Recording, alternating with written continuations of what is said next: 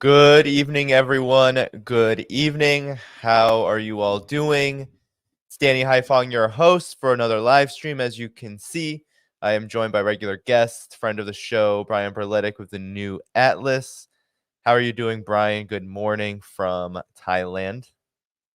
Yes, I'm doing well. It is morning here for a change. I greatly appreciate you staying up late for the time change. It really does help. Again, always great to join you and your audience. Great. Yes, no worries. Actually, I tend to stream at this time anyway. We are on Thanksgiving Eve. We are expecting Carl Ja, but he is not here yet. If he jumps in, great. If not, we will have the show go on. Before we get started, everybody, because it is Thanksgiving Eve, it might be a little slower tonight, which means hit that like button because that helps get more viewers here, helps boost the algorithm on YouTube. I want to say hello to everyone on Rumble. Hello, everyone on Rumble. You can follow me there at my name, Danny Dhaiphong. Same with the Rockfin community. Hello, Rockfin community. With all that said, you can support this work in all of the links in the video description, Patreon, Substack, Buy Me a Coffee, PayPal, and so much more. But let's get started. Brian, we have a lot to get to, but I thought we might start, of course, with Gaza. So there was a ceasefire agreed upon. Qatar, Egypt, the United States supposedly brokering it, although it looked like, given all the festivities, all the events that have transpired over the last few days, that the U.S. was perhaps not in the driver's seat here. But amid all the ceasefire, which is temporary, it will actually begin on Friday now, according to Israeli officials, and will last, I believe, a total of 4 days. There will be a transfer of some 150 Palestinian prisoners, mainly women and children, which there are hundreds of children in Israeli prisons. And there will be about 50 or so of the prisoners of war that Hamas took. But before we get to your reaction to the ceasefire, Brian, I thought we could start with something that's been kind of amid the talks of a coming potential pause. We had something go viral that I think shows us a lot about the US's role in instigating conflict, especially in West Asia, and especially in particular around this question of Israel and Palestine. And it has to do with a former Obama advisor named Stuart Seldowitz. And I want to play you actually a video from Low Key. He shared Stuart Seldowitz, who is a decorated former member of the State Department and former Obama advisor in areas such as South Asia. He was harassing over the past week many halal, I believe it was the same halal food cart worker. And I'm just going to play this video quickly. It's a couple minutes, but in it, he talks about how killing 4,000 Palestinian children wasn't enough. This is a former Obama advisor. Here we go.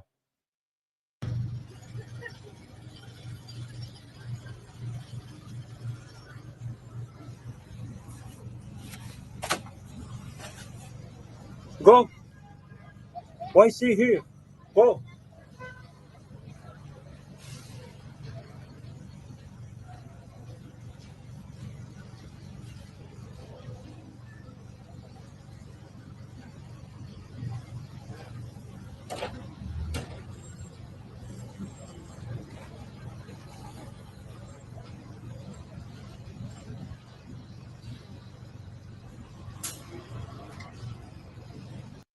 I'm not sure what those buttons are, but I believe one of them, of course, had the Israeli flag, and I believe the other one had to do with the Palestinian flag, something that desecrates it of some sort, but it's unclear. But let's continue.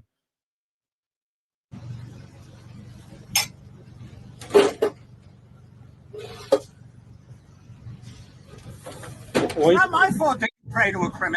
Listen, I'm working now. Okay? Can you leave, please? Go, please. You're not working. I'm just working here. Yeah. There's nobody here. I'm going to put big signs here that say this guy believes in Hamas. Do you want to buy something? No, I don't. Okay, why see here? I won't give you a penny of my money. Listen. Why see here? What? Do you wanna buy something? No, Okay, go.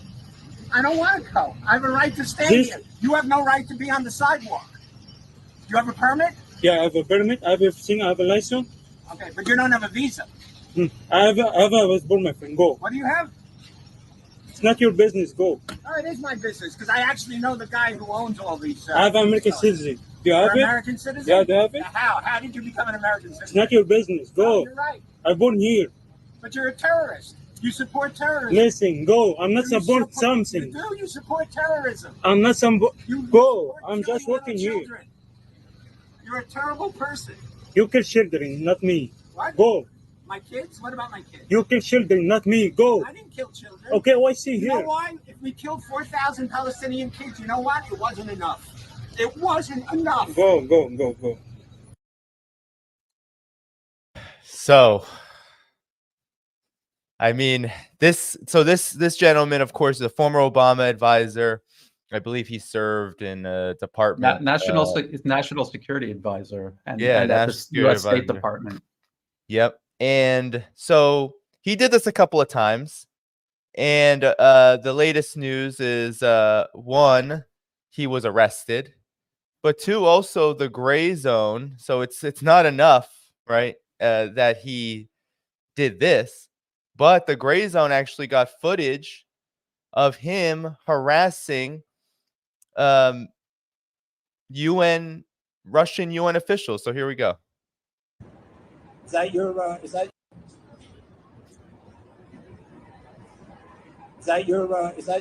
Horsch colleague?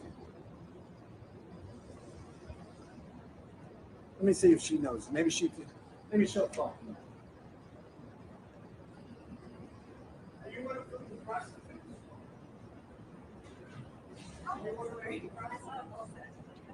At night? What? I can't hear you. What? Why should I go home? I am home. This is my country. So you get the gist. Now he is being sued actually by that halal cart driver, and he's in custody. Brian, I'm going to kick it to you. Your reaction to this, and perhaps we can put this actually in a geopolitical lens because these are the people who are making foreign policy.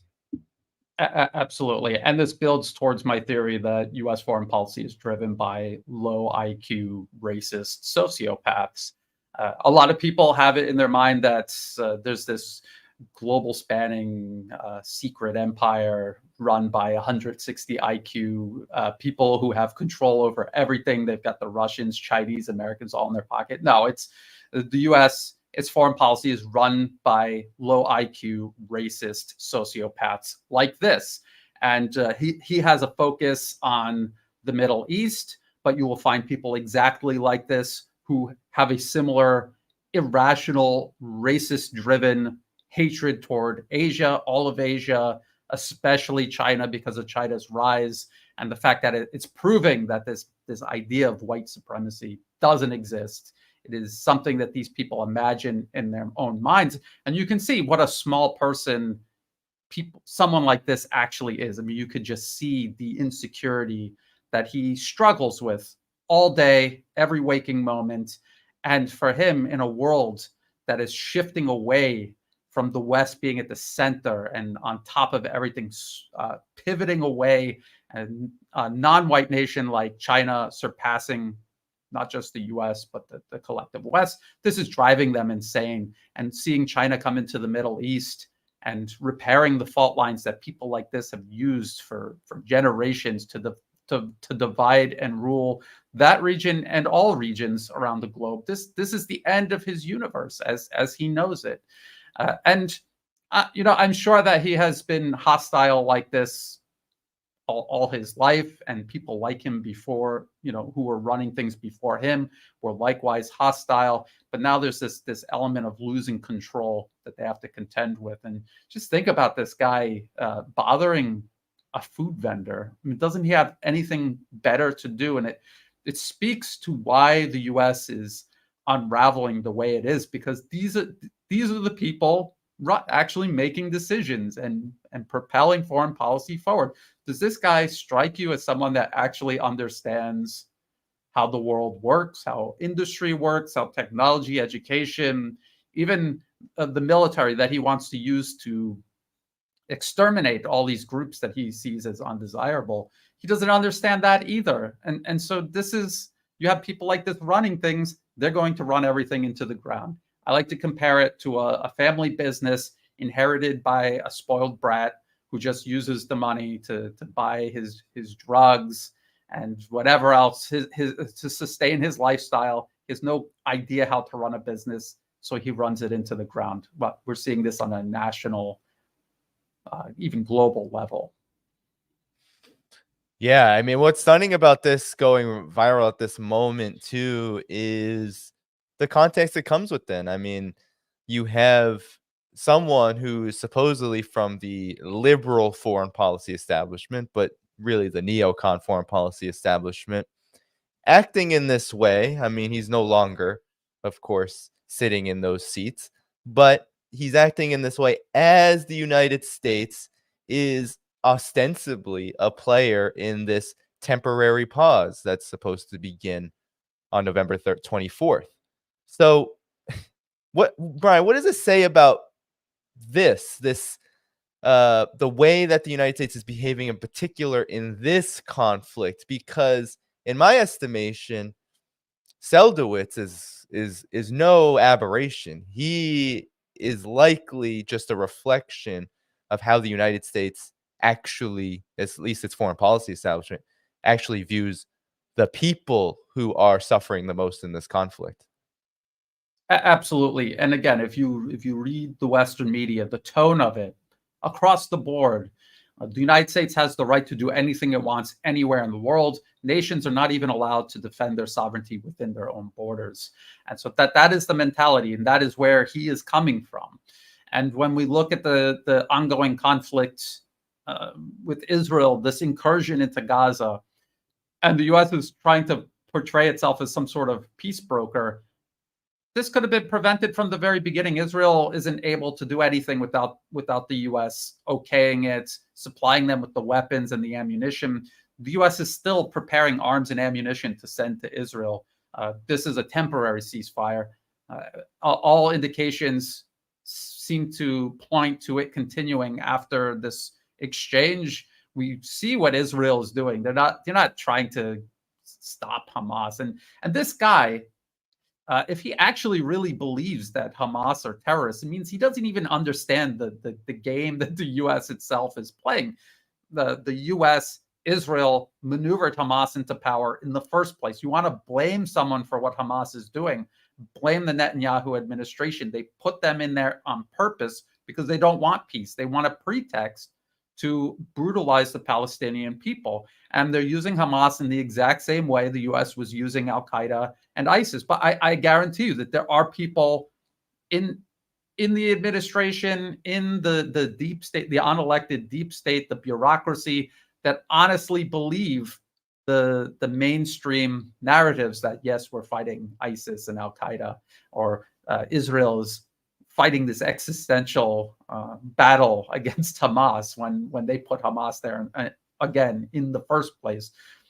Smarter people than this do exist and do also help shape U.S. foreign policy, but they're not that much smarter.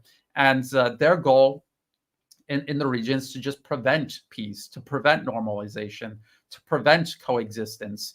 It is imperial divide and conquer. And so in order to do that, you need to cultivate hatred among your own people. You don't want people to try to understand their supposed adversary. You don't want them trying to look at it from their point of view. You want them to be belligerent and hostile, like this guy. He's the model American citizen and administrator. Yeah, and you know, it's so interesting to see the foreign policy establishment, someone from it like Seldowitz, express these what really are, I mean, unhinged, just outright racist, vitriolic comments that do reflect a pretty accurate version of how at least the most fervent, most fervent section of the foreign policy establishment that lusts for war and that lusts for these conflicts. This is how they think about things. And I'm wondering, Brian, about, now we're at this temporary ceasefire situation, and you mentioned Hamas, and it's interesting. Hamas is often called terrorists, despite having literally an official position as the leadership of the so-called government in Gaza, the one the one that can barely function because of the Israeli blockade and all of the dealings that Israel has done over the years. But now we're in this temporary pause, and it comes at this time. Talk about why this moment, and maybe, there's not a lot coming out on Israel's side. You've been talking about this, about how they're doing in this conflict, but I suspect it has that also has something to do with why they might want to be slowing things down a bit. Well, again, the U.S. could have stopped it at any moment. So why are they choosing now? That is the question. And people are debating who benefits from this. I would say both Hamas and Israel benefit from this. They get a pause. They get to collect themselves. They get to move personnel and equipment around. They get to stage additional equipment and ammunition if they intend to continue fighting. They also get an opportunity for some sort of exit ramp out of this if they feel that it's not going their way. Now, from the very beginning, it was clear they don't care about Hamas. They want to flatten Gaza. They want to displace the population. I said Hamas cannot defeat Israel militarily, but what they can do is simply hang on and continue existing. And as long as they come out of this, the other side still in existence there in Gaza in a way that is, I wouldn't say a victory considering the death and destruction in Gaza, but that this would prevent Hamas from being removed at least from Gaza. I always also make the point that Hamas is a network organization that exists outside of Gaza as well. So even if you clear every single Hamas member out of Gaza itself, the organization still exists. So this is why it never made sense for Israel to say their goal is to get rid of Hamas. It isn't. They put them there. They don't want to get rid of them. They want to use them as a pretext, and they want to keep them on tap to use as a pretext in the future if necessary. But maybe things are not going well for Israel. The death toll of Israeli soldiers has now surpassed Operation Cast Lead 2008, 2009, and also Protective Edge in 2014, where there was a higher Israeli casualty count. They've already surpassed that. They've also surpassed both of these operations in terms of duration. So we're in unprecedented territory if they continue fighting. And I've also said that it looks like they're going slower than usual. In previous operations, they have rushed in. They tried to achieve their objectives as quickly as possible. In this case, it looks like they're pacing themselves. And if they do successfully pace themselves, they can at least clear and hold northern Gaza. I don't know about the rest of Gaza, but they can do at least that. But if they use, and that's why we have to really pay attention the next couple of days, and I would say weeks, because there's also the option of extending the ceasefire if Hamas continues releasing hostages, prisoners, whatever you want to call them. But there's all kinds of things that Israel can do to sabotage this process. There's all kinds of things Hamas can do to sabotage it. So we really have to pay very close attention. If Israel seems eager to get back into the operation, create a pretext to begin hostilities on the ground again, I think that will tell us very clearly what their goal is. It is to displace the Palestinian population, at least from parts of Gaza. And the pause gives everyone an opportunity to stop, think, and reassess what they're doing and how they're doing it. Oh, Danny, you're muted. Sorry, yes. It was always a curiosity of mine too, and I think we probably won't know until we have more information about what's actually going on the ground. It's much harder than, let's say, Ukraine, because I think the nature of the fighting is different. For the fighting that's outside of maybe external to Israel's just bombardment of Gaza, civilian infrastructure. It's a much different kind of war than what's happening in Ukraine. Could you talk about the nature of that, especially if you could comment on, there's like a guerrilla element here. It's not the same kind of fighting. We're not talking about a trench kind of front line situation, trenches, front lines, any of that. And how do you think that's impacting the situation, especially in the realm of the ceasefire? Okay, so we understand the fighting in Ukraine. It is along a 1,000 plus kilometer line of contact.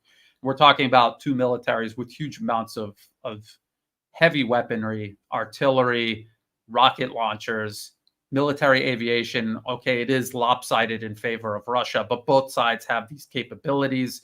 Ukraine has the collective power of NATO behind them, and their arsenal has been fed into this proxy war since it began. In Gaza, we're talking about Hamas. It's an irregular force. It is not a standing army. It is lightly armed. The heaviest weapons they have are these makeshift rockets that they really can't aim accurately. The heaviest, I would say, useful weapons they have are these anti-tank weapons. The RPG, rocket propelled grenade, this shoulder-launched rocket that you see in so many videos. They also seem to have a number of anti-tank guided missiles, which are a little more sophisticated, more powerful depending on which variant. And we have seen certain successes with these weapons, but we've also seen a lot of videos of Hamas fighters firing these RPGs or missiles at tanks. We don't see what happens in the aftermath. We see an explosion, but we shouldn't assume that these tanks are destroyed or even significantly damaged. Israel has a lot of tanks. They have a lot of artillery. They have a huge amount of military aviation. It is so lopsided in Israel's favor that if they want to clear out Gaza City, they can, if they're willing to pay the political price in terms of casualties, Israeli casualties, they can do it. It's just a matter of time. They have more than enough troops, more than enough equipment and ammunition.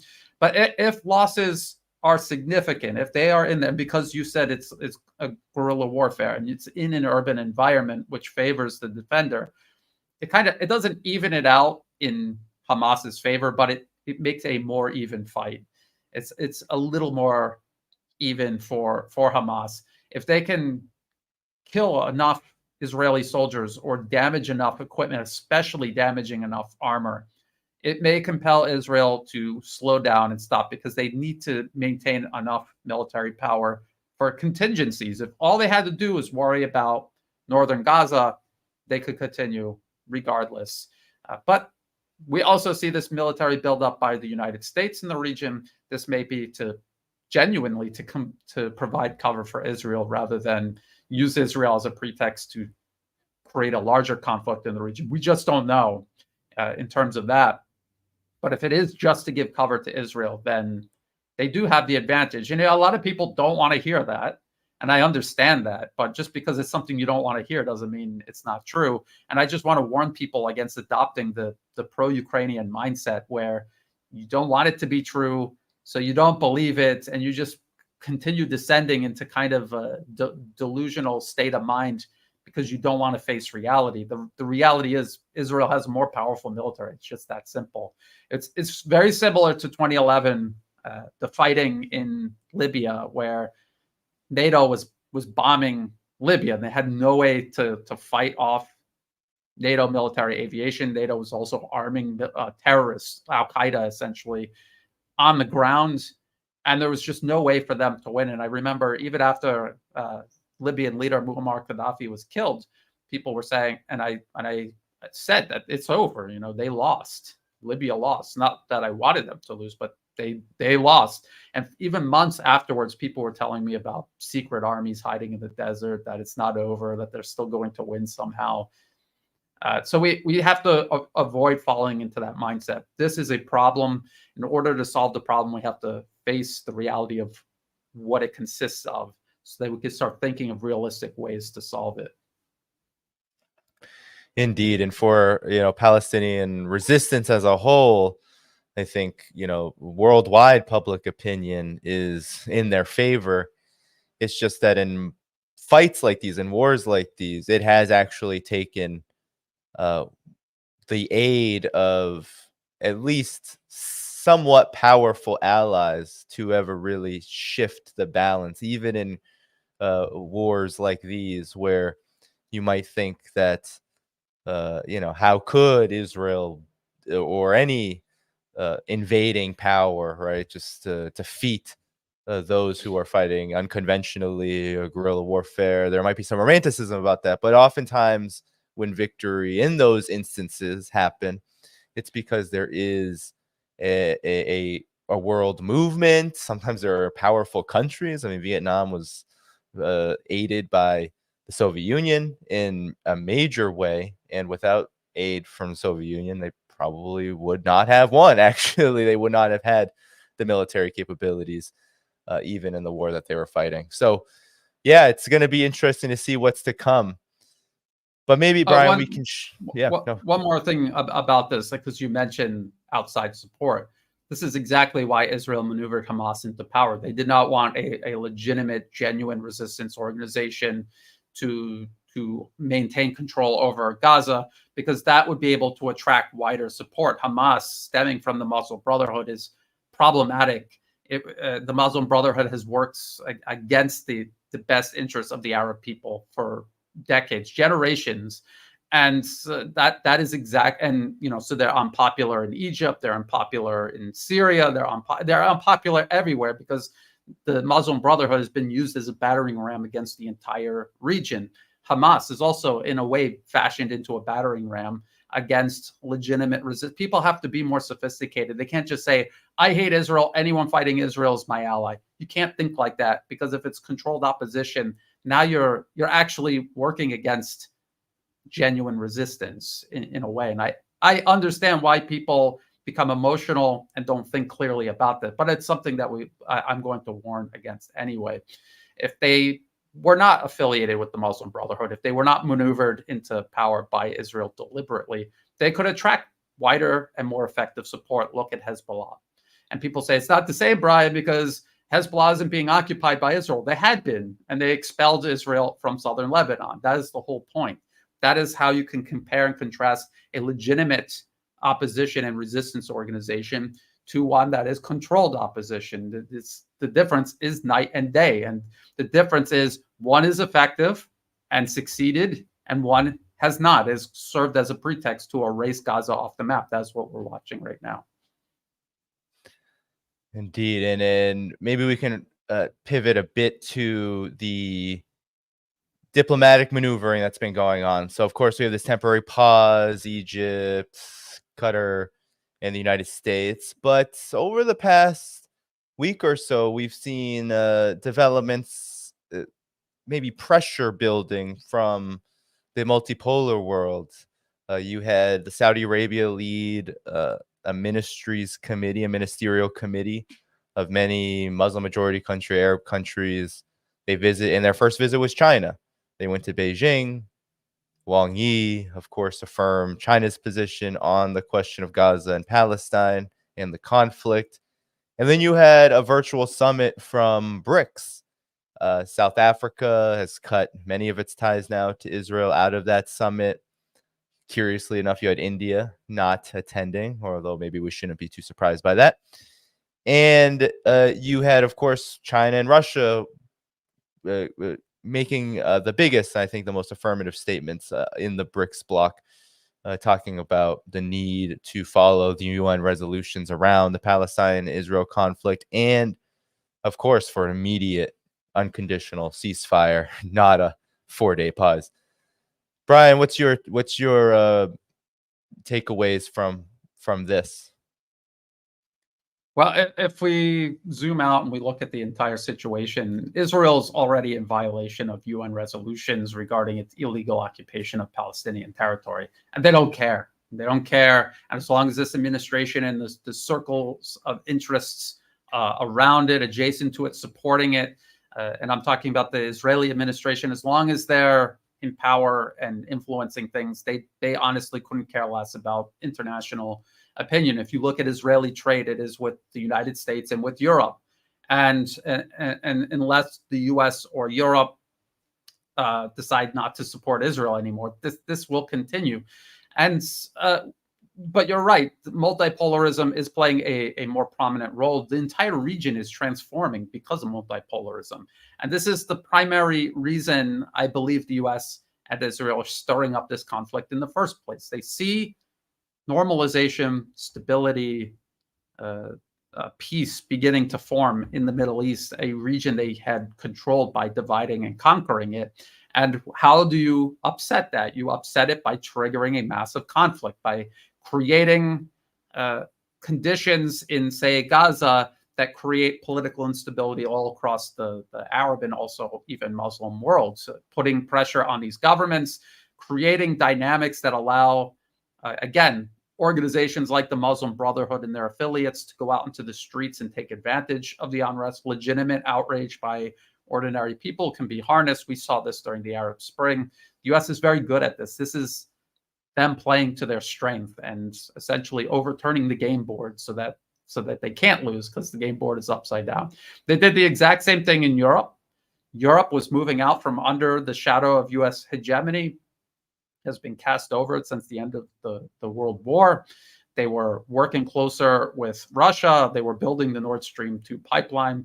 Germany and Russia, but also other European countries were going to benefit from that. Europe was working with China. There was interest in the Belt and Road Initiative. There was already a railway connecting, say, Vietnam via China all the way to Europe. And with the war in Ukraine, the U.S. has managed to reverse all of that and cut Europe completely off from Russia, mostly from China. It's a work in progress. And they have set Europe back years, maybe a decade or more. They're completely destroying the region just to prevent it from obtaining any sort of semblance of independent foreign policy. And I think that is their plan for the Middle East. And that is certainly their plan here in the Indo-Pacific region, that they just, if they cannot have it, if they cannot win, they will just burn it to the ground. That seems to be their method of operation, their approach. And so what we see the multipolar world doing is trying to calm things down. They want a ceasefire. They want negotiations. They want the two-state solution. This is what international law demands. You see immense patience from Iran and also Hezbollah. And why? Why? Because they know that in the long run, time is on their side. And this is just the US and Israel lashing out because they know 5-10 years from now, they're not even going to have the opportunity to do this anymore. This is one of their last opportunities to try to achieve something here, erasing Gaza, for example. It's either now or never. I don't think they're going to get another chance to do this. And it was just like regarding the reemergence of Russia and Ukraine. They could see the vector sum of where things were going. That was their last opportunity. And this is what I fear in regards to the rise of China. The US knows that there's going to be an inflection point that once passed, China will irreversibly surpass the US, and there will be nothing the US can do. So they understand that it's not likely they will succeed, but it's better to try now than never. This is the mentality that infects US foreign policy. And when you see people like Stewart, what's his name, just this low IQ bully, and that was a national security advisor. He was in the US State Department. This is the mentality that is driving US foreign policy. It bodes very poorly for peace and stability in the near and intermediate future. Yeah. I mean, the truth is that the U.S. foreign policy establishment is a ring of scumbags, and that's the truth. But they are that way because they are pursuing and they do serve a very particular function, which I think we see playing out now with regard to the situation in Gaza. I mean, the whole, you see kind of like a cat and mouse game being played around the United States and Israel, both of them kind of igniting a potential regional war, global war situation. Both countries have an interest in provoking Iran and Hezbollah and kind of setting flame to the region. It's no secret. It's not as if the United States hasn't had consecutive administration after administration, and Israel as well, that has made the destruction of Iran one of its priorities, whether it's an immediate priority like the last administration, Donald Trump assassinating Qasem Soleimani, or whether it's a more long-term priority, just given the situation. So what have you made of this? Because there have been so many reports, Brian, you've probably seen them. The United States concerned about a potential regional conflict. Then you have Israel basically threatening Hezbollah, saying, we'll do to Beirut what we've done in Gaza. You kind of have this cat and mouse game being played. I mean, what's the reality beneath all of this? Well, I mean, it's true. I agree. I think the U.S. and through Israel, they're trying to provoke a wider conflict. They want conflict. They want instability. They do not want the region to continue transforming. And even though people find this hard to believe, I guarantee it, given time, this will eventually happen unless something, really drastic and unprecedented takes place. We saw Saudi Arabia and Iran repairing ties. We saw Syria normalizing relations with the Arab world after about a decade of proxy war waged against it. Syria is also repairing its relationship with Turkey, despite Turkey occupying Syrian territory. And that's something people have to understand. When we talk about normalization, just because you normalize a relationship with another country does not mean you accept and are validating absolutely everything they're doing, especially when they're just blatantly violating international law. But this is a step toward the process of resolving those issues, and we've seen this so many times. So I don't know why people think that it's somehow different in regards to Israel, because the last domino to fall in the Middle East is Israel. Is a forward operating base, first used by the British Empire, now the U.S. Empire. The administration they're keeping in power there, using the strategy of tension to, first of all, radicalize large segments of the Israeli population. They use Hamas and the illusion of threat that they pose to Israel.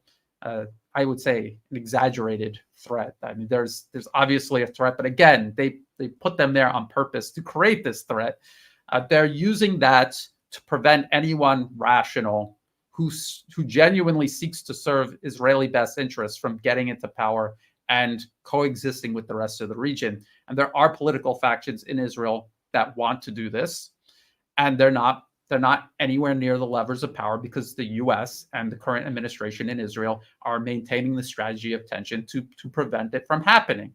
But that is the last domino. And if the whole rest of the region transforms and Israel is isolated, and the U.S. and Europe continue to slide backwards economically, Israel's going to have a choice. Do we go over the cliff with the United States and Europe, or do we normalize our relationships with the region here and start trading and coexisting with the region here? Think about, they're in the Middle East, and yet all of their trade is with Europe and the United States. It's completely artificial arrangement.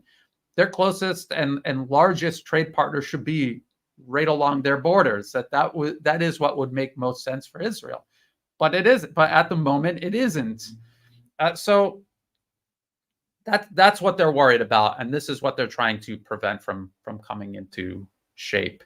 And if you understand that, and if you compare it to what the U.S. has already done in Europe and what they continue trying to do here in Asia, then I think it makes a lot of sense. And for people who continuously say that America is captured by Israel, I mean, really just get a plain piece of paper out, a blank piece of paper, and really map it out. Show me who has enough money and power and control to get, the board of directors of Lockheed, Raytheon, all of these massive global spanning corporations to just get on their knees and just do whatever Israel tells them to do. It doesn't make any sense at all. And you even see in this conflict right now, you see the Israeli propaganda game is so puerile and ridiculous. It's ridiculous. And do these people strike you as the master puppeteers, or do they strike you as the Middle East's Ukraine? Because that's what it looks like to me. And if you look at the relationship that's developed between the U.S. and Ukraine since 2022, you can see a lot of similarities here. And just imagine if Ukraine was able to hang on for 70 years, how deeply rooted that relationship would be in the fabric of U.S. foreign policy. It would be almost identical to how Israel exists right now in that fabric. So people should really try to consider that. Yeah, what you're talking about, I think it's definitely relevant for especially the fact that Israel, it seems inevitable. It already is happening. It's been happening for years and years. It's Yes. more and more isolated.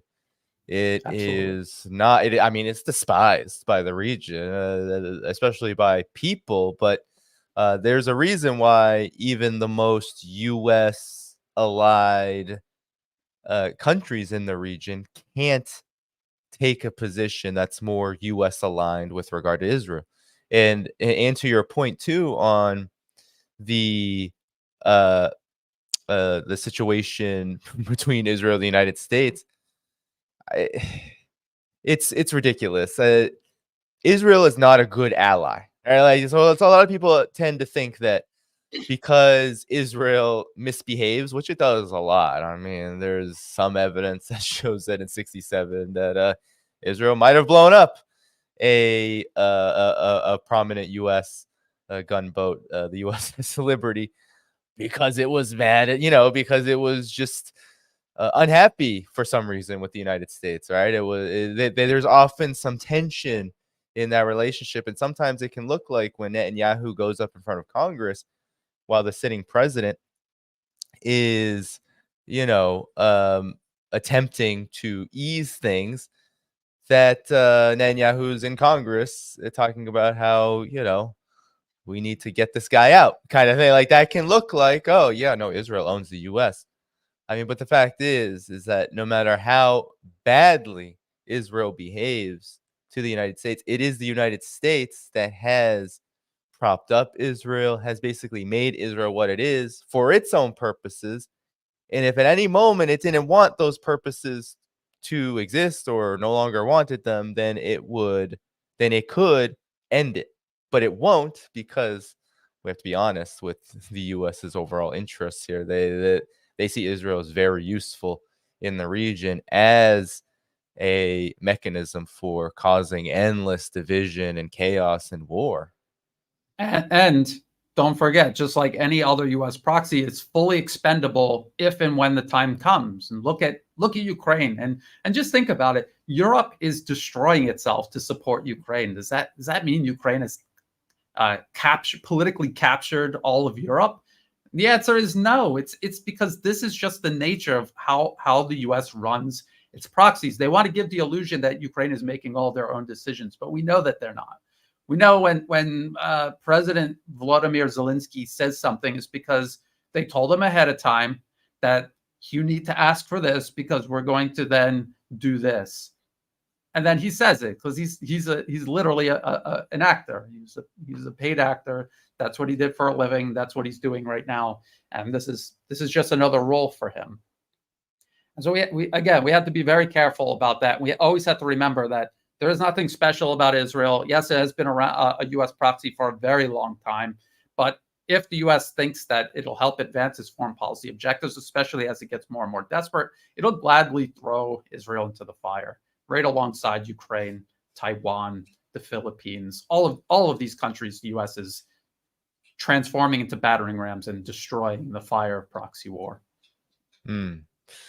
Yeah, and I think the one thing that the U.S. is always considering is that if it does allow Israel to, let's say, succumb to maybe the logical conclusion that it cannot exist in the way that it does now, it cannot continue to be this archaic colonial power that sets fire to an entire nation of people, that everything else will follow, right? You will have less of that tension, less of that chaos, and perhaps even, just look at where Palestine is located. It is incredibly strategic. It is really what would bind together the people and the nations of that region. So we're gonna have to see what happens. There's a long way to go. I think this won't be the last time we talk about this conflict.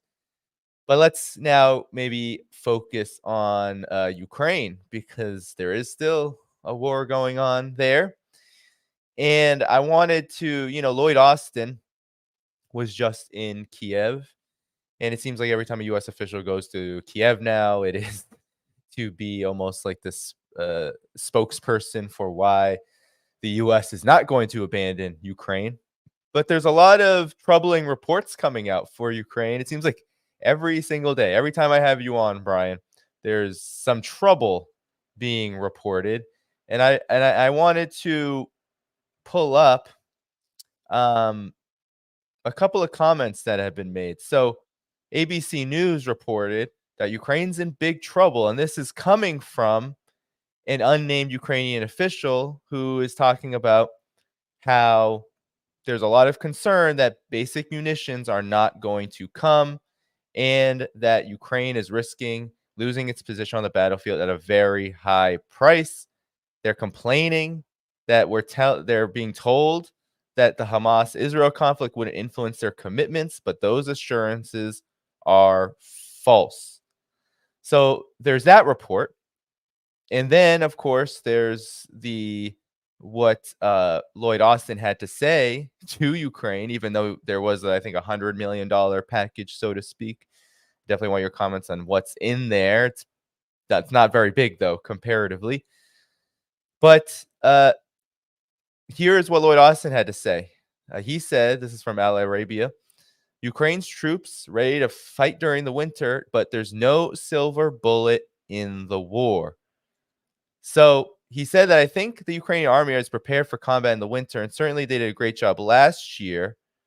They have the means to be successful in fighting, but that there's no silver bullet in a conflict like this. It depends on providing the right capabilities and also integrating those capabilities in meaningful ways so you can create the right effects on the battlefield. That sounds like a bunch of nothing to me. But even just saying there's no silver bullet exudes a lack of enthusiasm that I think characterizes this conflict now. So, Brian, what's going on here?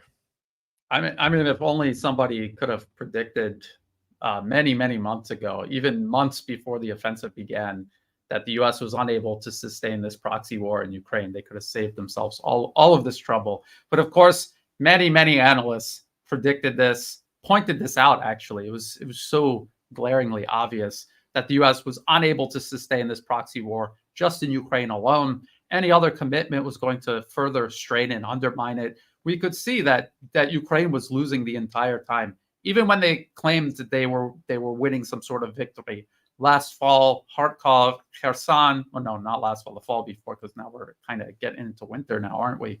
2022, fall 2022, people were saying that was a victory. But as analysts pointed out, okay, they took territory, but if this is a war of attrition and you traded your army for that territory, you're actually one step closer to defeat, not victory. And so this has been a problem developing all along. And now the U.S. has no other way to kick the can down the road. And so now they have to come and face reality. And I think that's what these comments reflect. They could say that we can stand by Ukraine for as long as it takes, but it doesn't matter because they don't have the munitions, they don't have the weapon systems, they don't have the time to train additional Ukrainians to use this equipment, even if they had it, but they don't have it. And now they're even talking about the fact that they're running out of manpower to even throw into the fight untrained. They're running out of manpower. And so it is a classic war of attrition. Russia had been doing this all along. People continuously misinterpret what Russia is doing. They see Russia giving up certain positions or taking it very, very slow. This encirclement of Avdiivka, they're acting as if because they haven't achieved it yet, that somehow they can't achieve it. They don't understand that just being there and fighting against Ukraine and whittling them down in Avdiivka, it's inevitable. They will take Avdiivka, and there's nothing Ukraine can do to stop it. And they're putting pressure all along the line of contact as they do this, and this is what they've been doing all along. As they put pressure all along the line of contact, they're not looking for any sort of big arrow offensive. They're just maintaining this pressure, and as they do that, they're using drones and missiles to go deep behind the line of contact to take out all kinds of infrastructure essential for Ukraine's war efforts. They've been saving up missiles for months now for something. We don't know what that is. A lot of people assume it's for a winter missile offensive to lay waste to Ukraine's. I would assume their air defense systems first, and then their power grid second. But it could also be because we see how desperate things are, and we just got done talking about how dangerously desperate the U.S. has become. They may be saving up these missiles for a possible NATO intervention, in Western Ukraine to create a buffer zone like they did in Syria, or perhaps military aggression in the Middle East. There's Russian troops based in Syria, or maybe both, or maybe some other contingency. Russia is preparing a huge number of missiles to be used for something. We just have to wait and see. So that's kind of where we are with Ukraine. Russia is in no rush. They are building up their military power as they whittle down Ukraine and the collective power of NATO. And as long as that is the equation, they're going to continue doing it this way. Yeah, I mean, I guess I'm wondering what is going on in the minds of the United States and NATO at the moment, because from what you're saying, and from this is just clear from the situation, and you don't even, my opinion, I think it was so important during perhaps the entire period up until now to like understand the movements just on the ground. But now with what's going on the ground, pretty clear cut. I've been finding it much more informative to witness the behavior of those who are on the losing side right now. And so you have reports of, we've played a lot of Zelensky clips of him just going absolutely out of control, off script, maybe even. Here, though, on the Sun, a tabloid, he goes on the British tabloid, and he says that, if you remember, there have been verbal attempts on Putin's life from Ukraine many times at various levels. They will not succeed. That's from Dmitry Peskov. But Zelensky said that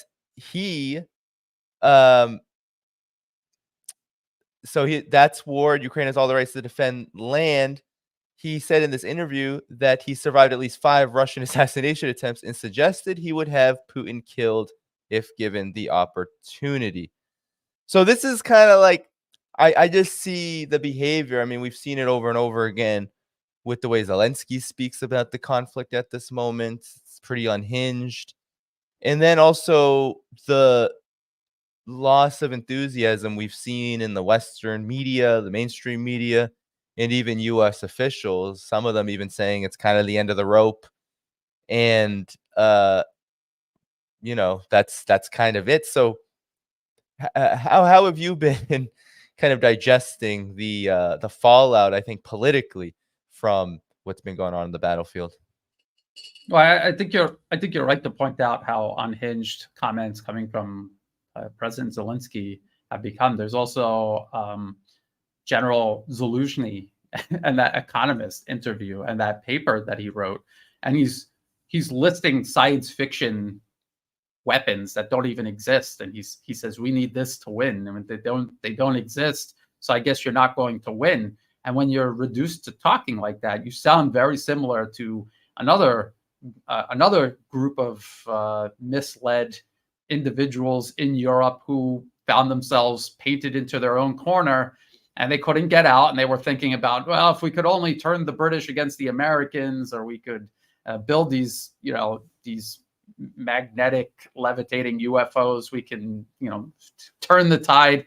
But when you're thinking at that point, when you're thinking like that, it's just because you refuse to admit what is actually happening. What is actually happening is you're losing. Ukraine is losing. And this goes back to that 2019 Rand Corporation paper, Extending Russia, where they talked about how providing lethal aid to Ukraine would force Russia to react, and it could, in conjunction with other other policies, it could overextend Russia in the same way the U.S. imagines they overextended and collapsed the Soviet Union. So that was kind of their plan. Unfortunately, nobody read the cons to that policy, because the Rand Corporation also pointed out that if you do actually provoke a large-scale Russian reaction in Ukraine, it could end up a complete disaster. Russia could end up taking territory away from Ukraine, and Ukraine might be forced into a disadvantageous, not surrender, but peace terms, essentially. And that is exactly what is happening right now. Everything that the Rand Corporation warned against is now taking place. And it's even worse, because if you look at how they tried to apply sanctions on Russia, they completely misread global economics. It's as if they didn't even understand how any of it worked. They thought that Russia would somehow be isolated, and if the West just cut them off, somehow they wouldn't survive. But I think this, again, go back to Stuart, what's his name, harassing a food vendor. This mentality where you just assume that you're better than everyone else, everyone is inferior, and you're just entitled to win. You don't even have to try. You will just win. And they just assumed that the rest of the world outside of the West was not capable of not just matching the West in terms of economic power, but exceeding it and giving Russia the ability to easily circumvent these sanctions. That is exactly what's happened. And all while they're doing this to Russia and failing, they continue trying to do this to China, and they're failing even worse. And it's compelling both Russia and China and a growing list of countries to create an entire alternative to the system the West has created over these decades. That is what we call multipolarism. It's not just a political idea. It is tangible infrastructure, institutions, companies, industries that are creating alternatives to all of these monopolies that the West had dominated for generations. So yes, Ukraine is losing. The West cannot admit that they're losing. What is their option? If they admit that they've lost in Ukraine, who wants to be the next Ukraine? Does Taiwan want to be the next Ukraine? Does the Philippines, as eager as they seem to jump into the wood chipper, a proxy war, are they still going to continue rushing forward as a U.S. proxy, knowing that the U.S. is going to use them, completely destroy their country, and then abandon them at the very end? Because that's inevitable. That is what is going to happen to them. For some reason, they trick themselves into thinking they're the exception. But I think with everything we were told about Ukraine, the narrative that surrounds this proxy war, for them to then have to give up and abandon Ukraine, I think it will be a severe blow to all of their other policies. And I think they know that, and I think that's why they're so hesitant to admit reality. The longer they go without admitting it and confronting it and dealing with it, the worse it's going to get across the board. Yeah, I mean, what other choice do they have? I mean, I don't see any. I mean, there really is nothing but an exit ramp, an off ramp that can be pursued here, other than what you state, like to try to reverse an outcome that already is kind of here. I mean, the economy numbers are staggering alone, and I've been saying this since the beginning, that this conflict was if we look at it, the military side of it, while it's very important to the United States and NATO, was the economic side that they thought would tip the scales. I don't believe that they ever thought truly that they could do for Ukraine some kind of actual military victory. I mean, come on, how long has Western intelligence been surveying and studying Russia's military capacity? After the fall of the Soviet Union, they're running all around Russia. Maybe not so much anymore, but even so, it's hard to believe that they don't understand Russia's military capacity. But it's the economy. They thought that these sanctions, thousands of them, would do the trick, destroy it. And then Nord Stream, it didn't work in the first 7 months of the conflict. Boom, boom, boom. Now they're definitely going to work, because look, Nord Stream's not there. And now we're seeing Russia's growth numbers, I think it's like 5% over the last couple of months. it's staggering. And Bloomberg is writing articles about how the oil industry, the oil trade, the government support for the oil trade, plus the revenues that are coming in from it are more than they were before the conflict. So, I mean, that says it all.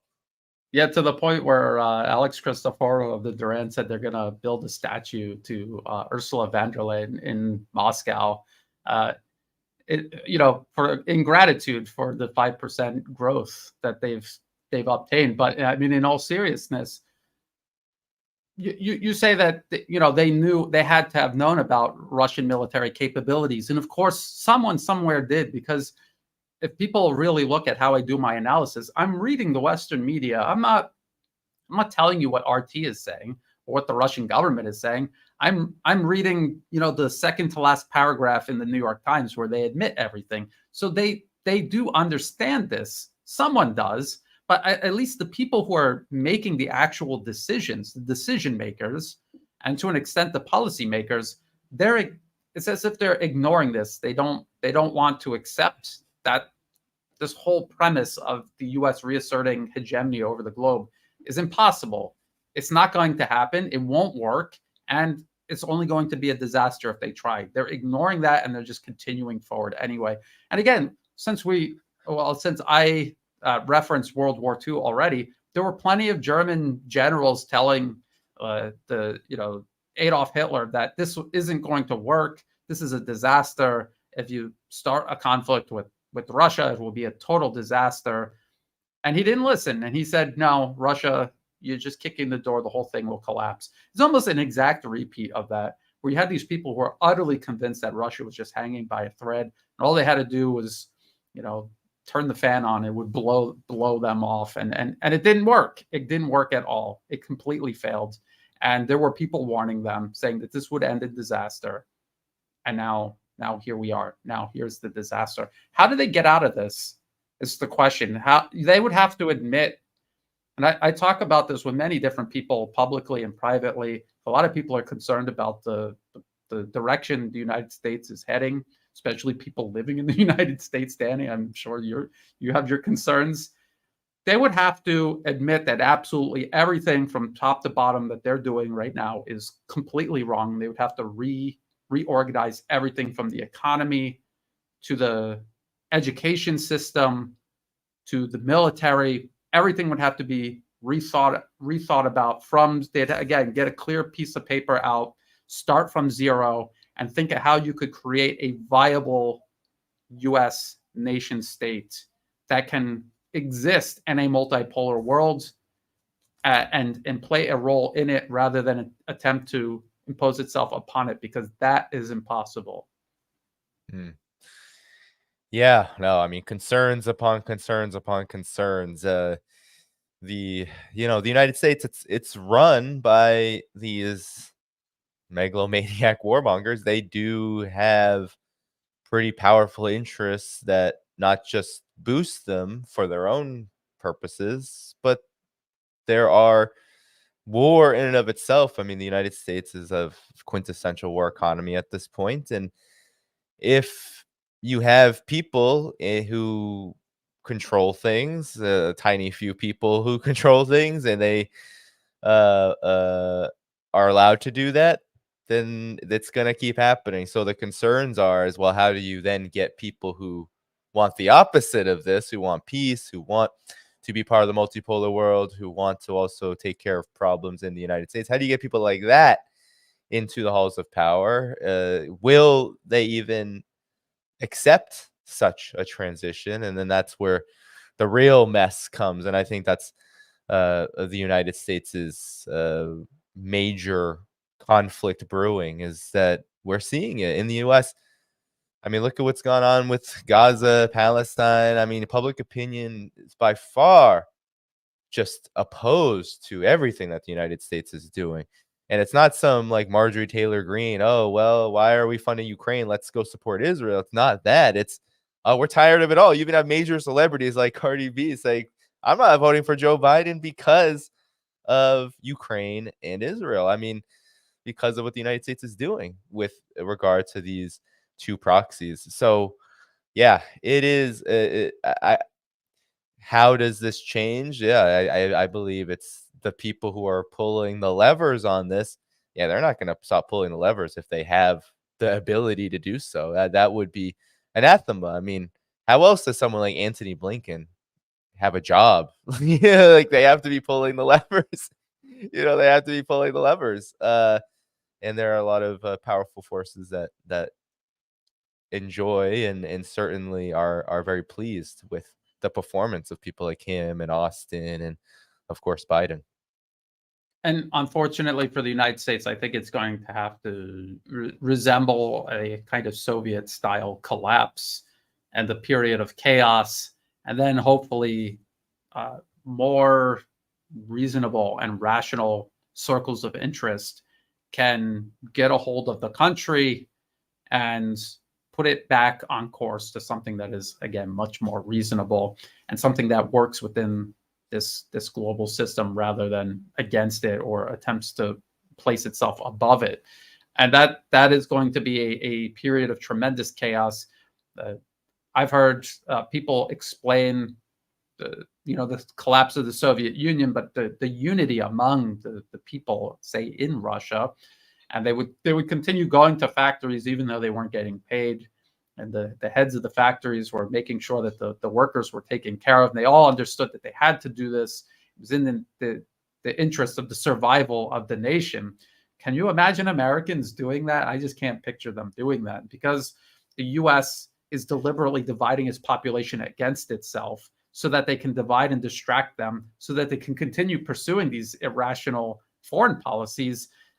When this all blows up, that is going to play a major factor into it. This will be complete chaos. And I hope I'm wrong, but I just feel like that is something that is looming.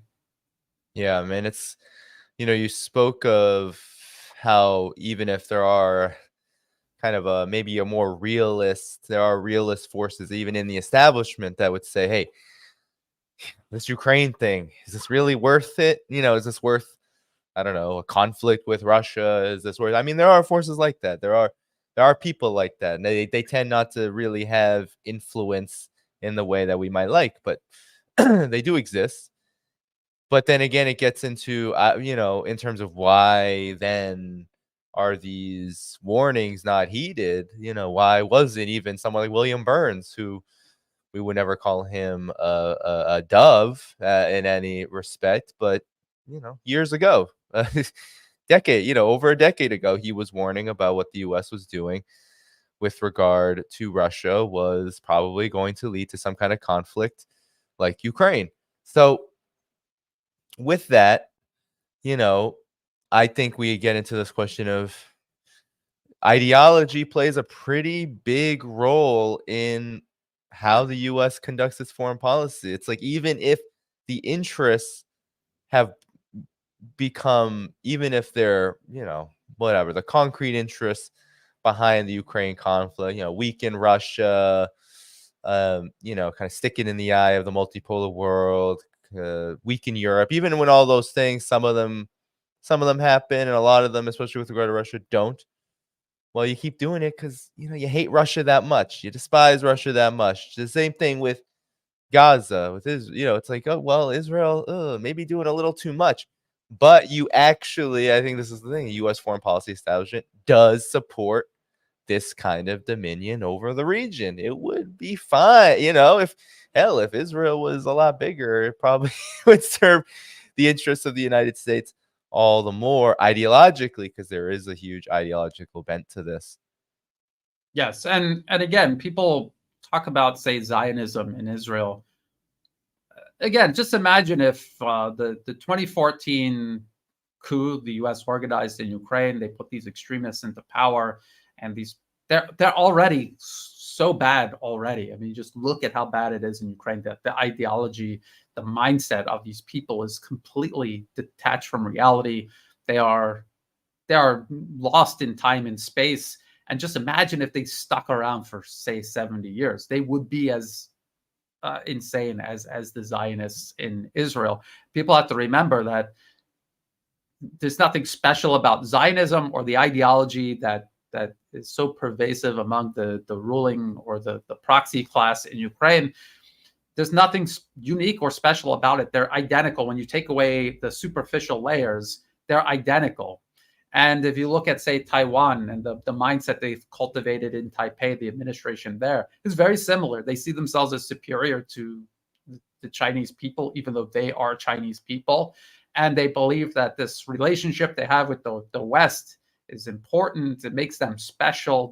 They are chosen, and they have the ability to just do whatever they want without consequence. We're starting to see a very similar mindset develop among the ruling elite in the Philippines. They've kind of been like this all along. They're so desperate to be accepted and loved by the West that they just do anything they think will please the West. And it is a toxic ideology. It makes them feel they're better than everyone else in, say, the Philippines, and it makes them feel they're better than everyone else in Asia who sees themselves as Asian and not. I don't know if they think that they're Western or they accept the fact that they're subordinated to the West. I don't know what's going on inside their mind, but it is the same mentality in each and every one of these proxies that the U.S. creates. They have this extremist ideology that underpins all of it, because they understand that if you had people in power who were reasonable and rational, they would never go along with any of this. You have to find unreasonable, irrational people. And that's the common denominator among all of America's proxies. Even if you look in countries where they haven't gotten their proxies into power yet, but you look at the composition of those proxies, they are incredibly irrational and delusional, also extremely violent. And they also have this idea that they are better than everyone else, and they have to eliminate everyone else who is not like them. Yeah, no, it is for Zionists, it's not so much a neo-colonial mentality like a lot of these maybe color revolutionary forces. It's almost like an alignment, almost like a pan-European kind of hegemonic mindset that is definitely decades in the making. And then you see it in Ukraine with the proxies. I mean, what does Zelensky call himself? You call Ukraine. He's like, oh, this will be this will be like Israel here. That's what we're trying to do. It's like, it's no surprise then that the Banderist forces have been getting so much support from someone like Zelensky, because it's obvious that they share a common ideology that serves U.S. interests. It serves NATO interests. That's really ideology is supposed to do. It's supposed to serve something very real. But let's talk about now, maybe our last segment. Let's talk about Asia. So let's begin with the indications of a thaw between the U.S. and China. You had the APEC summit mid-November. Xi Jinping came. There were words exchanged. A summit did happen. Not sure, as we're about to see.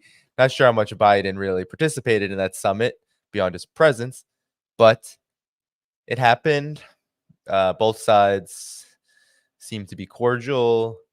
There were some gains made in terms of getting relations on maybe a track before February 2023, before the spy balloon incident. There was military communications established again. There's all kinds of working groups and things like that are going to happen around the economic realm. And of course, there's this reaffirmation of the Bali consensus from the G20 summit, which of course Biden administration officials broke right away back in 2022. There's a reaffirmation of all of that at the Xi Biden summit.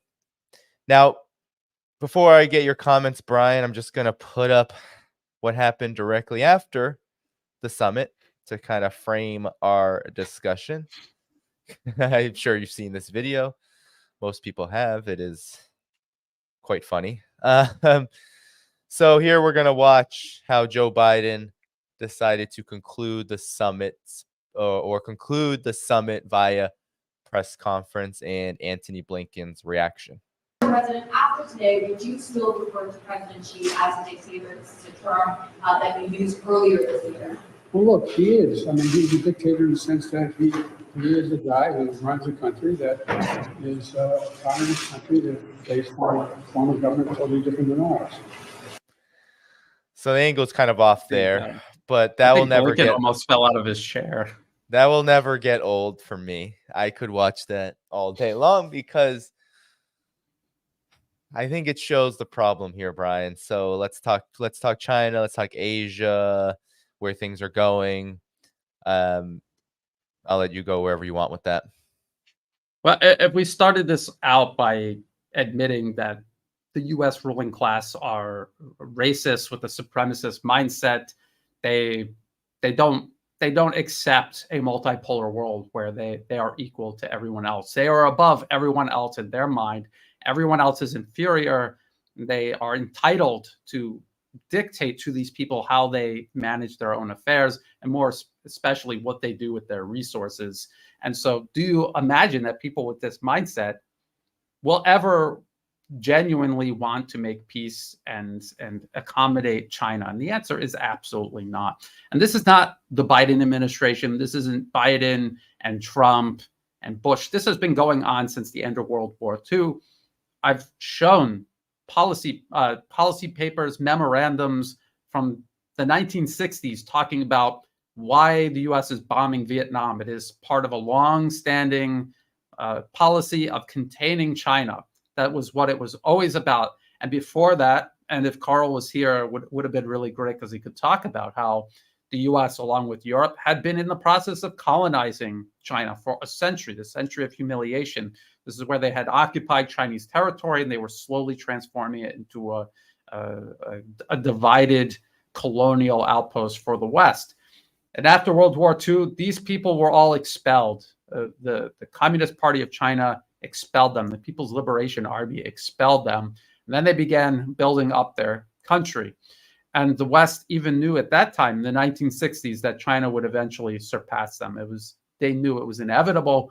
They had been fighting to try to contain and reassert control over China ever since, for decades and decades. It is one single policy. If you read these memorandums from the 1960s, they sound like they could have been written yesterday because it's the exact same narrative. So the Biden administration's policies are just the continuation of this desperate desire to encircle and contain China. That is all that they've ever done. And President Xi Jinping was giving a speech. I forget which forum it was. It was all business leaders who got up and spoke before him. And Gina Raimondo also spoke. And they were all talking about how they want peaceful coexistence with China. And this, we can compete, but it doesn't have to be a conflict. But all while they're blowing this hot air, the U.S. has troops stationed on Taiwan, which the U.S. itself recognizes as Chinese territory. So they are provoking China in the worst way imaginable, violating its sovereignty, invading its territory, occupying its territory, which is, again, this whole issue over Taiwan is a continuation from the U.S. being expelled from the mainland and clinging to Taiwan as a foothold within Chinese territory to try to reassert control over China. So they're doing that right now. They're sending weapons and ammunition to Taiwan right now. They are deeply involved in political interference in Taiwan's local political system, the upcoming elections. Surely we don't expect those to be free and fair. They can't possibly be. Every aspect of the current administration and even political system in Taiwan is a creation of and a perpetuation of U.S. political interference there. Taiwan, as it exists today, could not exist without this constant U.S. support. We always hear people talk about Taiwan independence.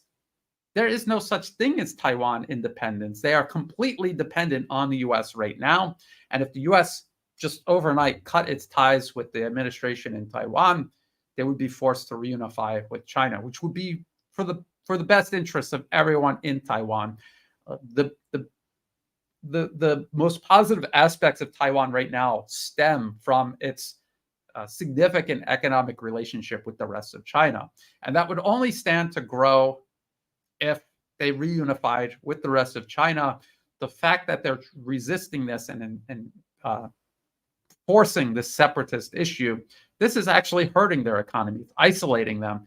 And does anyone honestly believe that the United States could match the trade and the economic opportunities that the rest of China already offers Taiwan? Does anyone think the U.S. can offer an alternative from the other side of the Pacific Ocean? The answer is no. All they offer is military bases, military support, all toward a proxy war that will burn Taiwan to the ground, just like the U.S. is burning Ukraine to the ground.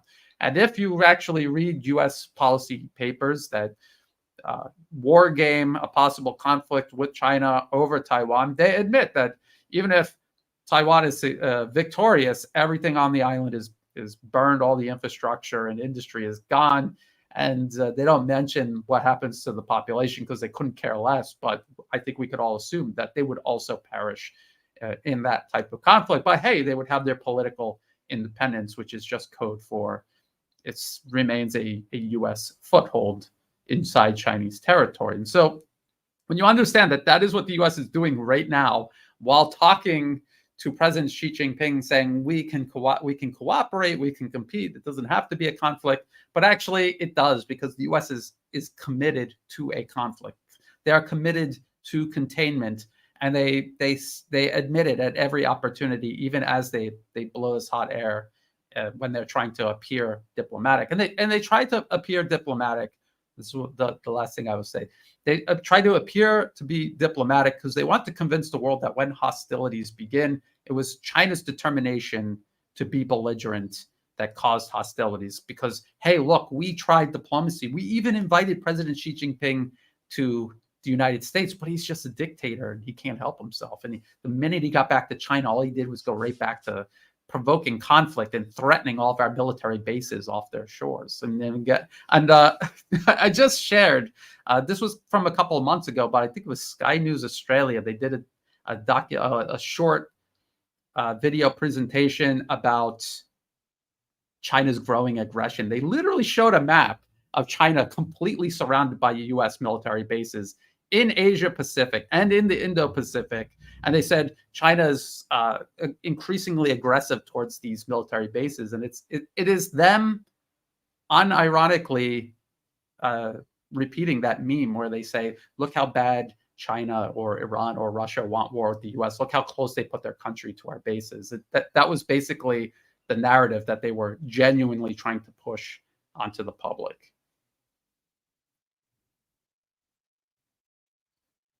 Yes, sorry. I was like, can we see this? Yes, this is the map that you were talking about. China's aggression could start new world war. How dare they? Look at how close they are to all those American bases. This is literally the narrative that they were trying. 2.9 million views. Look at that. Unbelievable. Yeah. And it's working. And, it's working. Yeah, you know, when I first went to China, the tour leader and friend, an activist, his name is Suhin. When we would go to like shops and stuff, and people would ask him, "Hey, is this like real jade?" He would look at it and he'd go, "That's fake. That's fake, fake, fake." Like he would just point, fake, fake, fake, fake, fake. Well, we have more than a half dozen, it seems like, instances of the United States making overtures to China, which have been proven over and over again as literally fake. You know, it's like Blinken's visit, fake. Janet Yellen's visit, fake. Gina Raimondo's visit, fake. Yellen again, fake. You know, all of it. And then, of course, Biden's visit. And of course, I get, you know, China is taking the high road, as they always do. They're looking to get on with what they want to be business as usual, which is a stable tie. So they're not letting this derail them, even if they did condemn it. But I like to play a game, and I'm sure you do this, Brian, in your research. You know, let's see what happens when you type China into Google and then go into the news section and see how good are relations right now. How does the media, which is a reflection of how the U.S. government thinks about things, how does the media talk about things right now? Well, here's James Palmer over at foreign policy, formerly owned by the Washington Post Graham Holdings Group. This isn't a honeymoon phase for the U.S. and China. They've merely agreed to a cessation of hostilities. So essentially almost like a so-called ceasefire. And then I want to keep going with this. There's a few other articles here. This is from the Wall Street Journal. During the APEC summit, U.S. executives get no reassurances from Xi on tougher China business environment. Lamenting over, so what business leaders were lamenting over there was that Xi Jinping did not acknowledge at all how insufferable China's political system and regulations and leadership has gotten over U.S. investment. And then we can keep going. Washington Post, a growing global footprint for China's space program is worrying the Pentagon. So that's not it. We're going to go one more. And because I think this is especially important to what you've been talking about lately, Brian, here you have the U.S. and the Philippines are conducting joint air sea patrols of the South China Sea, not far from Taiwan. So over and over and over again, the media is basically indicating that this diplomacy seems fake. So Brian, your reaction. Well, again, China is rising and it is surpassing the West. Right now, as we speak, it is surpassing the West in a growing list of metrics. And this is irreversible. The United States especially has absolutely no possible way to even keep up with China, let alone rebalance this in their own favor. Doesn't even make sense to try. When you really think about it, the U.S. has 300-something million people. That is their population. China has 1.4 billion people. So there's the same population as the U.S. plus over 1 billion people. Just think about that. How do you imagine a country with 1.4 billion people versus your 300-something million with modern infrastructure, a excellent education system, pumping out millions more in essential, relevant fields like science, technology, engineering, mathematics, fields that actually build the physical world around us and design and build your economic and military power. How do you think you're going to prevent them from surpassing you? It's impossible. It doesn't even make sense to try. And I always go back to, it would be like Portugal having a mental meltdown because the United States is more powerful for them. I mean, I think people in Portugal just accept the reality that we are a small country. We had our time many, many, many years ago, and this is where we are today, and we should just be happy with what we have. We should have a solid relationship with as many different countries as possible, trade, and just try to find the best life possible for the people who live within our borders, mind our own business. If the Portuguese even do that, I don't know. Maybe they don't. Maybe there is still some delusion there. But this is the United States. This is what the U.S. needs to do. They need to adopt this mindset where they are not ever going to be as big or as powerful as China. They need to accept that they're going to be second and eventually someday third. Because if India ever does manage to organize themselves and move past the colonial legacy left so generously by the British, if they're able to get past that, they will be a second global power above the United States. And so the U.S. has to get used to this, but they can't because the current circles of interest are just like that racist bully we saw at the very beginning of your live stream, Danny. They can't accept that. These people in their mind are inferior. And if you've ever met someone who is hopelessly racist, this is the end of their universe when they see someone who is smarter than them, bigger and stronger than them, doing something better than they can do it. Their whole reality starts falling apart. And when you're a group, a circle of interest with access to nuclear weapons and global spanning power, that becomes extremely dangerous because it's not just some insecure racist going to jail for harassing a food vendor. You're a nuclear armed superpower burning countries to the ground because you can't accept reality. And that is basically where we are. And I think China fully understands this. If you listen to Xi Jinping's speech, President Xi Jinping's speech, He did not talk about containing, confronting, so even surpassing the United States. As a matter of fact, he said, we're not interested in surpassing the United States. We're doing our thing, you do your thing, and we could work together. We could do all of these things together. And that's that. And that has been the Chinese position. You never hear them talking about going to war with the United States or anything like that. They just say, leave us alone, and that includes Taiwan.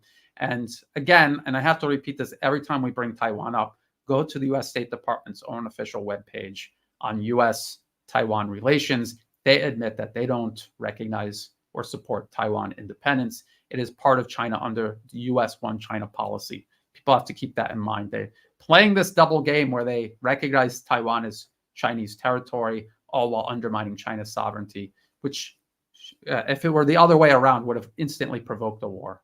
The U.S. would never tolerate that even for a minute.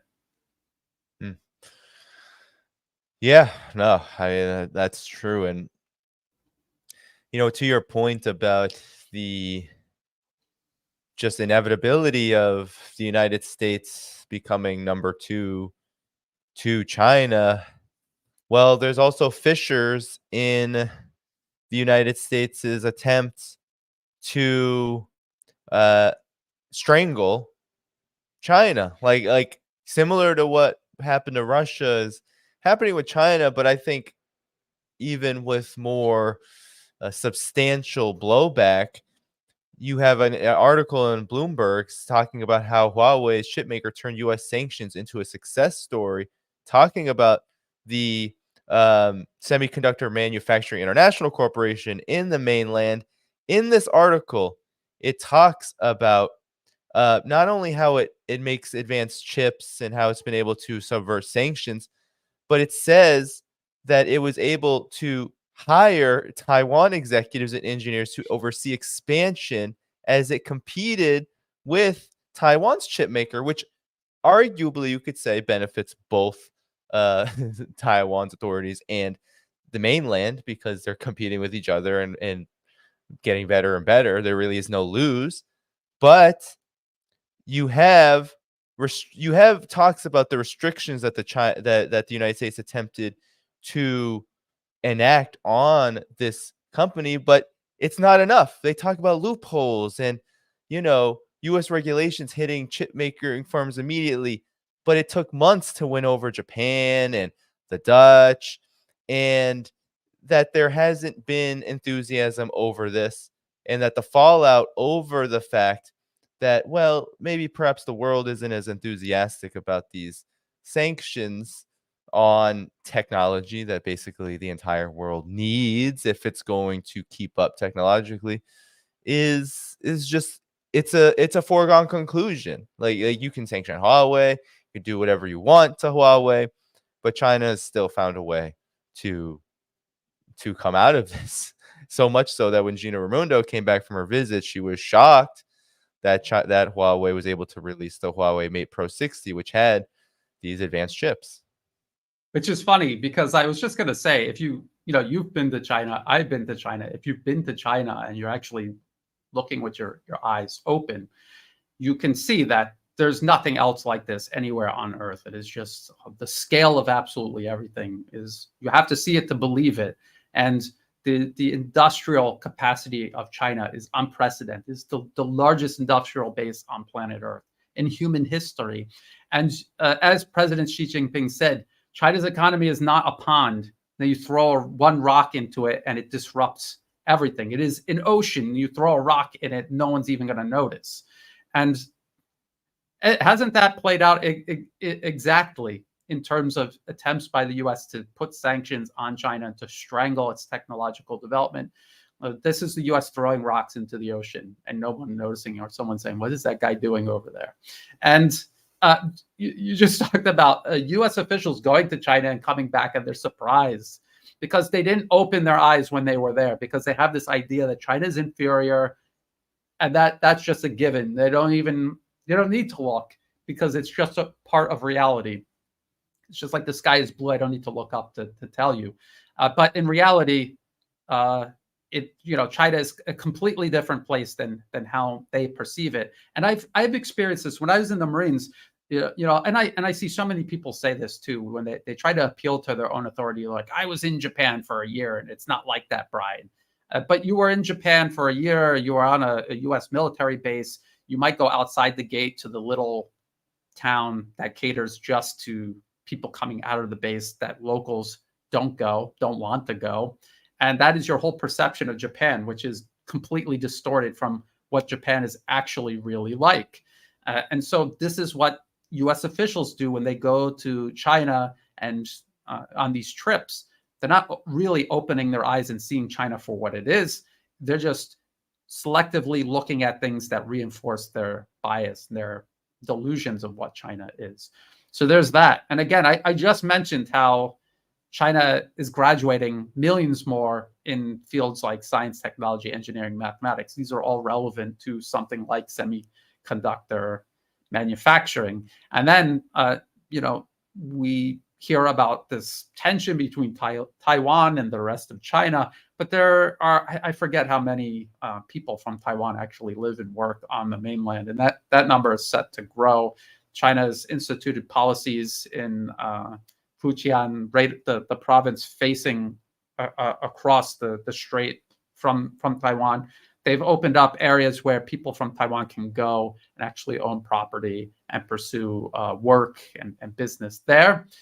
And then there's the fact you mentioned Japan is not happy. South Korea is not happy with this attempt to strangle Chinese semiconductor technology and production, because despite the appearance, the narrative that Japan and South Korea are American allies against evil China, both Japan and South Korea's largest trade partner is China, and that is their largest market for their own chip production. And they even have facilities in China that augments their chip industries. And when the US says we have to cut China off, that means cutting South Korea and Japan off. And it's the exact same thing the US has done to Europe regarding Russia. You're cutting them off and you're killing their economy. Their economy is connected to Russia because they're right there next to Russia. It makes sense. South Korea and Japan are right there next to China. It makes sense that they're the biggest trade partners, and you're artificially going in there and distorting everything. And what you're doing is you're going to implode all of these economies that are working with China. And again, you cannot isolate a country that has 1.4 billion people, world-class infrastructure, and one of the best education systems on earth. You can't do it. It's impossible. So they should just stop trying, but they're not going to. No, no, they're not going to. And it's interesting, Gavin Newsom was there and he was very impressed with China's development and, drove in an electric bus and was kind of lauding China for what it's been able to accomplish. Yet at the same time, it's interesting, Brian, you talk about the biases with that U.S. officials, the United States approaches China with. What's interesting about that is there is no way to deny what's happening. You can't, this is not, you don't even have to go to China to understand what is on public record, what most of the world can easily find out about China's leadership in all these fields, how it's developing, what direction it's going in. And even all this panic now over China's economic growth kind of negates how China has already started to focus on what they call quality growth, right? High quality growth rather than just growth for growth's sake. It's in a much different position than, say, even a Russia, which does need kind of rapid economic growth in just raw GDP terms if it's going to get out, not just from under sanctions, but also from the economic situation it found itself in after the Soviet Union fell. So China's in a much different position, and so to see both, the United States kind of be shocked by what China is able to do, and at the same time pursue policies that are directly attempting to stop China from doing what it's doing is just such cognitive dissonance. It's like trying to pretend something is not happening when it is, while also doing your utmost to stop it, which then lends to the point that how authentic could the U.S. be under such an approach? And maybe your last thoughts on the fact that, you've been covering color revolutions for a long time in Asia. Seems like there's more people are asking me about Myanmar. I've been able to follow it. There seems to always be every year, couple of years, something going on there. But I know all across Asia, this is another point that doesn't seem to ever let up, that there's always some kind of chaos that in the end you kind of find out that the U.S. is in part instigating in order to provoke and get rid of China's rising prestige in the region. So we talked about how the U.S. is most likely using the Israeli Gaza conflict to just burn the whole region down, to destabilize and burn it down, just like they've done to Europe regarding their proxy war against Russia and Ukraine. They're losing their grip, and so they're just burning everything down. They're doing the exact same thing here in Southeast Asia. They are busy in absolutely every single country with U.S. aid, the National Endowment for Democracy, and all of these adjacent organizations, Open Society, which works in parallel with the NED. They're in there creating anti-China opposition groups and political parties that they're trying to maneuver into power. And then they get them into power, and then they're trying to roll back all of the relations that these countries have with China. And almost every single country in the region counts China as their largest trade partner, investor, infrastructure partner, a source of tourism. I mean, again, I'm based here in Thailand. A lot of Westerners have misconceptions about Thailand. First of all, it doesn't depend on tourism, but it is now a big component of the GDP, and that's entirely because of Chinese tourists. More tourists come from China than all Western countries combined. Western countries don't even come close, and you can see how that has changed in terms of the tourism sector is completely transformed to cater primarily toward this large number of Chinese tourists. And so what the U.S. is doing is they're creating these opposition groups that deliberately try to create problems between, say, Thailand and China. They are meddling in the elections, so it's very easy for them to get these opposition groups into power, or at least close to power. It forces these countries like, say, Thailand to resort to things like military coups because they just don't quite have a grip on how the U.S. wields soft power in ways to defend against it. And in Myanmar, they're just burning the whole country to the ground. They tried to get their proxies into power. The military ousted Aung San Suu Kyi, who was a U.S. proxy, is a U.S. proxy. And now they're just funneling money, weapons, and support to these militants to just wreck the entire country. The Belt and Road Initiative goes through Myanmar as a pipeline that brings Chinese hydrocarbons through Myanmar to Yunnan province so that they don't have to go through the Malacca Strait. It cuts days off of the trip, and it prevents the U.S. from cutting off these straits and strangling China in the event of some sort of conflict. So what does the U.S. do? They arm terrorists and militants to physically attack the pipeline there in Myanmar. They're also doing something similar in Pakistan, in Baluchistan, southwest Pakistan. There's a Chinese port and also pipelines and highways and power plants that go all the way up to China, the border with China. They have terrorists there physically attacking the infrastructure, physically attacking the engineers and the Pakistani security, trying to protect them. And so this is their goal. This is what they're doing, and it's not going to help any of these countries. It's not as if you pick the U.S., you get a really good deal with America rather than a good deal with China. No, you just get used, abused, divided, destroyed, and just left on a heap with Ukraine and all these other U.S. proxies across history. That is the U.S. plan. That's what they're doing. So when you see protests, say here in Thailand, a lot of people do analysis by ideology. They're like, oh, these protesters are protesting against the monarchy. Well, I'm a leftist, so I'm definitely against monarchy. So I'm going to side with these protesters. But they're NED funded. So now you're actually picking the side of imperialism against national sovereignty. That's what you actually did. That's why it's important to follow the money, see who these groups actually are. Don't look at what they claim their ideology is. That is completely a distraction. The opposition here in Thailand is all run by corrupt billionaires who they themselves want to be a sort of a monarchical figure, if that's even a word. I don't know if that's a word, but it's true. And if you sit here and you study these opposition groups, you see how shallow and transparent it all is, and you can see the game that the U.S. is playing. But there are interests, say here in Thailand, in Myanmar, in Malaysia, in Indonesia, all of these countries who do see the benefit of working with China. They also see the benefit of not provoking the U.S. They're just trying to buy time for this to all work itself out. And in the meantime, there are continued cooperation with China. There's a high-speed rail project being built here in Thailand with China. It'll connect to the high-speed rail line already completed in Laos.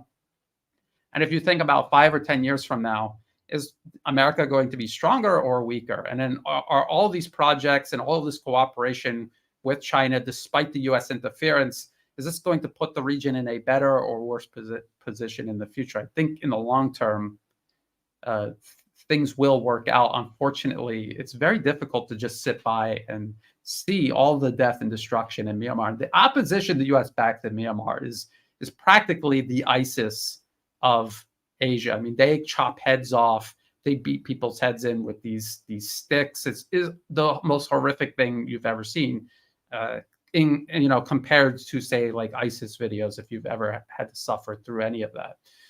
So that's what the U.S. is doing. They're trying to burn the region down. They cannot control it. They will burn it down. They're trying to assert control. They want to create a united front against China. That's what they're doing with the Philippines. I saw the Philippines pretending that they're going to create a coalition with Malaysia, but it's obviously the U.S. doing that. And yeah, they want a united front against China. But if all of these countries decide to line up against China and cut themselves off, it'll be exactly like Ukraine, which in 2014 cut their economic ties with Russia and destroyed their economy. And it was just inevitable that they would roll off the cliff and perish eventually. And that's exactly what will happen to this region if that is allowed to happen. Yeah. No, I think it is safe to say that if you identify yourself as a leftist and you support any force that is backed by the United States, then you, I think, need a pretty big evaluation of your actual political principles, because this is a big problem. And I think that it underscores the point we can close on is,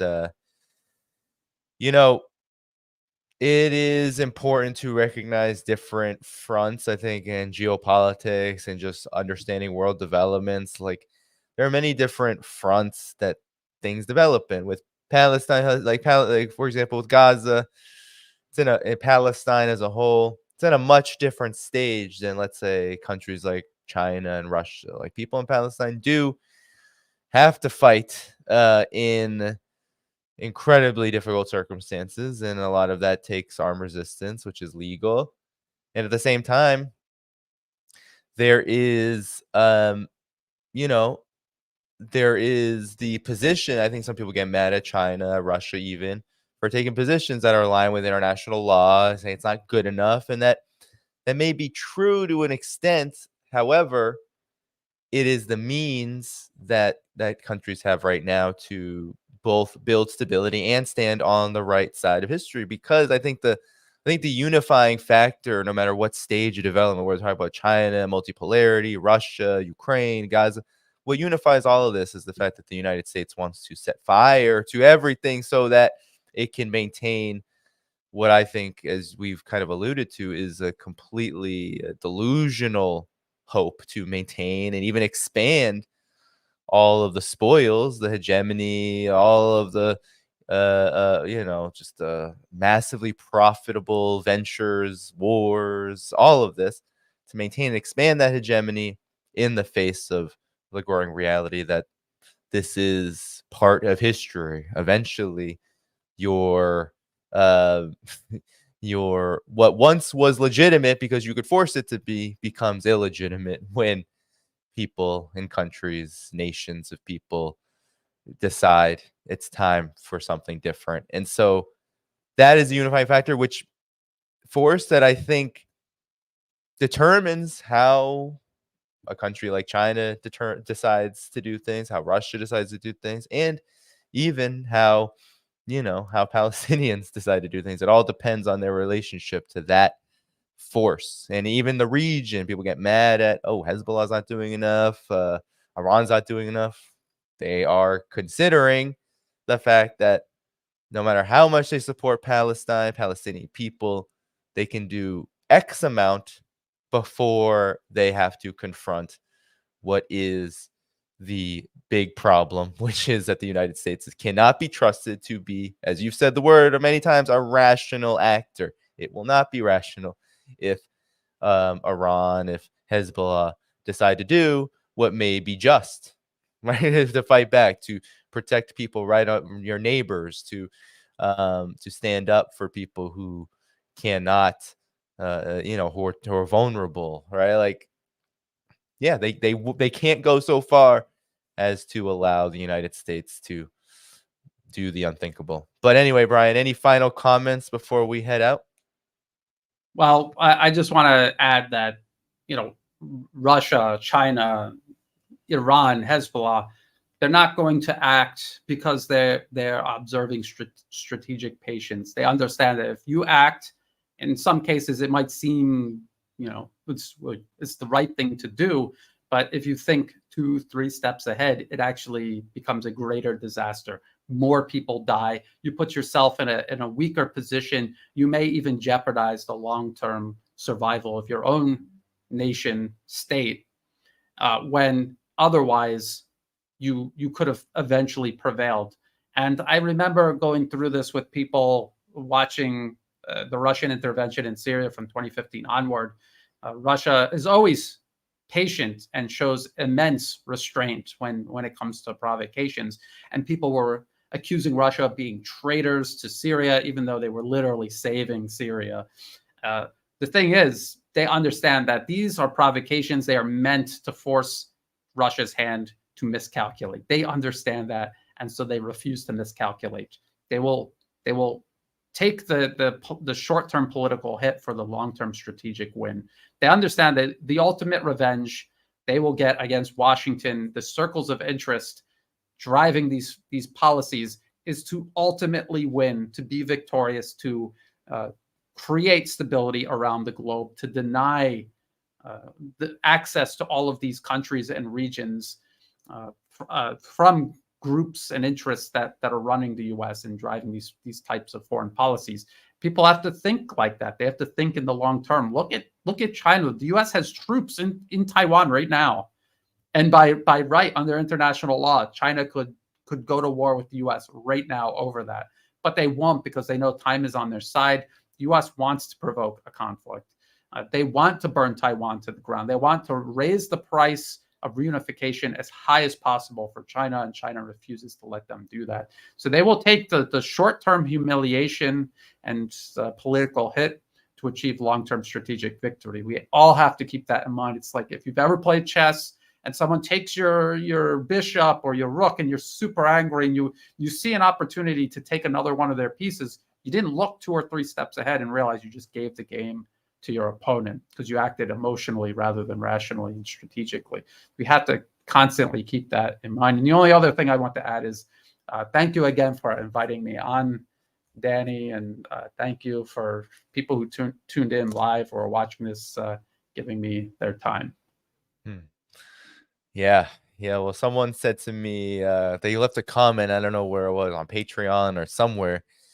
They said the U.S. is playing checkers while the multipolar world is playing chess. The U.S. is literally just looking for a way to get up over others, to clear the board, while the multipolar world is trying to figure out how they can achieve what they need to do, what they want to do, to be independent and sovereign amidst, well, that bully that won't stop bullying. And so, I think this is a good place to stop. Brian, thanks so much. Before everyone goes, be sure you hit that like button before you head out of here.